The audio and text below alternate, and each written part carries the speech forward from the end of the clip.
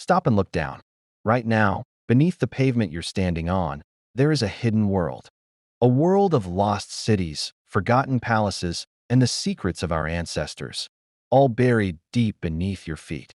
But why are they there? Did they build in holes? Or is the earth actually swallowing our history? Have you ever walked through a modern city and wondered what lies beneath the concrete? From the Roman Forum to the streets of Babylon, history is rarely found on the surface. We find it buried, sometimes meters, sometimes dozens of meters, under our feet. It's a common misconception that our ancestors built their homes in pits. The truth is much more fascinating. They built on solid ground, just like we do. So why does the earth seem to swallow the past? Today, we are peeling back the layers of time to uncover the natural and human processes that keep history hidden. The first reason for this phenomenon is simple geology. Our planet is never static. Think of the wind. It acts as a global conveyor belt for dust and sediment. In arid regions, sandstorms constantly deposit layers of fine particles over abandoned settlements.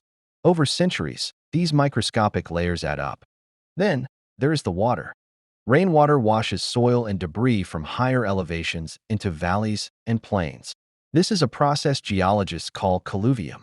If a structure is abandoned, it's not long before nature begins to reclaim it.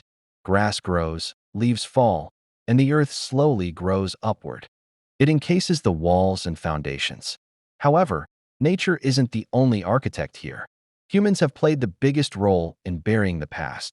Throughout history, people have preferred to build on stable, elevated ground. Often, this was atop the ruins of a previous settlement. Think about a typical ancient house. When the roof collapsed or the walls crumbled, people didn't always clear the rubble. It was labor-intensive.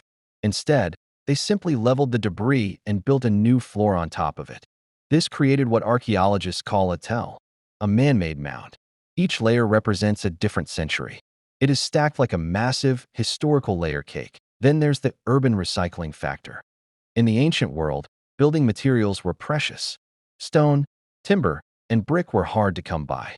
When a city fell or a building went out of use, the local population treated it like a quarry. They would scavenge the best materials. They left the broken bits and foundation stones behind. Over time, these fragments were trampled into the dirt and covered by new construction. Furthermore, as cities developed, the street level rose. The city simply grew upward over 2,000 years of paving and waste accumulation. There is a beautiful irony here. The very forces that hide these ruins are also the ones that save them.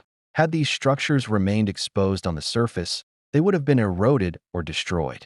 By being buried, these sites were effectively sealed in a time capsule.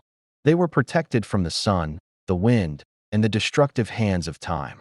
So, the next time you walk down a city street, remember, you are likely walking over thousands of years of human endeavor.